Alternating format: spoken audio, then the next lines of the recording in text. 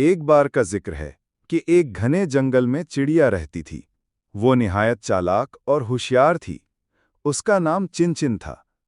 चिनचिन हर रोज सुबह सवेरे उड़कर दाना चुगने जाती, लेकिन हमेशा खतरे से बचकर रहती, क्योंकि जंगल में लोमड़ी, सांप और शिकारी परिंदे भी रहते थे।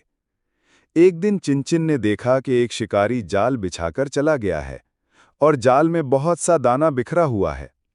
जंगल के कई परिंदे उस दाने को देखकर खुशी से चहकने लगे और जाल में उतरने ही वाले थे कि चिनचिन ने जोर से चिल्लाकर कहा, रुक जाओ, ये जाल है, शिकारी तुम्हें पकड़ लेगा।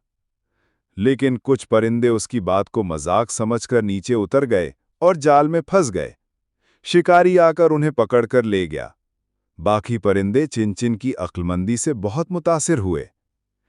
चिनचिन ने फिर सबको इकट्ठा किया और कहा, हमें मिलकर रहना होगा और एक दूसरे की बात सुननी होगी। होशियारी से ही हम अपनी जान बचा सकते हैं। इस दिन से चिनचिन जंगल की सबसे काबिले इज्जत और प्यारी चिड़िया बन गई। सबक: होशियारी और समझदारी हमेशा काम आती है।